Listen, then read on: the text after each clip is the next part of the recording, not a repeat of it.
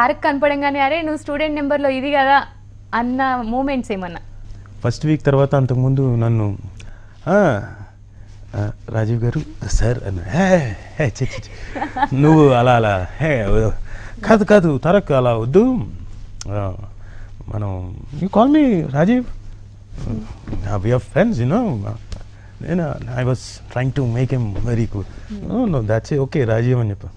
హలే వద్దండి no no please అని రాజీవ్ గారు సార్ అని చెప్పి తర్వాత కొంచెం తర్వాత రాజీవ్ అంటున్నా. ఓకే తర్వాత ఓకే అప్పటికి కొంచెం ఓ వారం అయింది. ఒక 15 days స్కెడ్యూల్ తర్వాత మేము అంబేద్కర్ యూనివర్సిటీలో షూటింగ్ జరుగుతుంది. నేను అక్కడికి లొకేషన్లోకి వెళ్ళాను. అక్కడెక్కడోనే రే అన్నాడు, నిన్నే రా అన్నాడు. అదేంటిది మరి ఫ్రెండ్స్ అన్న తర్వాత అనరా ఏంటి అన్నాడు. ఇదేదో బాగానే ఉందను అలా. సో నాట్ సౌ అప్పుడప్పుడు తలుచుకుని నవ్వుకుంటుంటాం. So good journey. And funny incident ఇంకోటి చెప్తా. మహా అంటే అల్లరోడ్ అంటారు కదా, నేను ఇంట్లో నాకు షూటింగ్,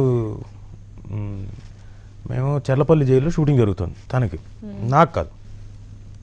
నేను ఇంట్లో ఉన్నా, ఫోన్ చేసి రాజా ఎక్కడున్నాను?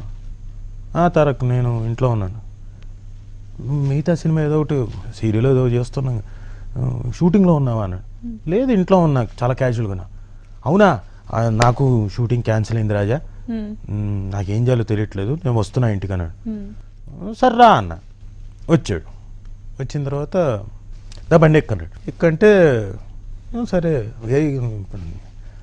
అప్పుడే కరెక్ట్గా లేచి గబగబా స్నానం చేసి రెడీ అయిపోయి వెళ్ళాం.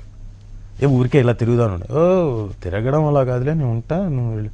అలా కాదు, ఇక్కడ దాకా వెళ్ళొద్దాం పంజగుట్ట వరకు. సరే పోనీ అన్న. బండి అలా కదిలింది, అలా వెళ్తుంది, అలా టర్న్ అయింది శ్రీనగర్ కాలనీ, అలా వెళ్ళింది. అదేంటి ఇటు కదా మనం వెళ్ళాల్సింది అన్న. క్లచక్ అని సౌండ్ వచ్చింది, సెంటర్ లాక్ పడింది. నువ్వు ఇక్కడ అనుకుంటున్నావా? కాదు, చెర్లపల్లి జైలుకి, అక్కడ షూటింగ్కి, నాకు షూటింగ్ ఉంది పద అన్నాడు. ఇది బాగోలేదు తరక, నేను దిగిపోతాను, ఎందుకు దూకు, ఎలా దూకుతావు చూద్దాం, బండి రన్నింగ్లో ఉంది, సమస్య లేదు అని అలా పట్టుకెళ్ళాడు. మా జక్కన్న లొకేషన్కి వెళ్ళాడు. ఏంటిది షూటింగ్ లేకపోతే వేరే వర్క్ చూసుకోవచ్చుగా, తనకి ఇచ్చుకుని నమ్మ వచ్చాడు అని చెప్పి వచ్చేయడమే జక్కన అన్నాడు. నీకేం తెలుసు జక్కన? కాదు జక్కన, బలవంతంగా ఇలా వచ్చాను జక్కనంటే అలా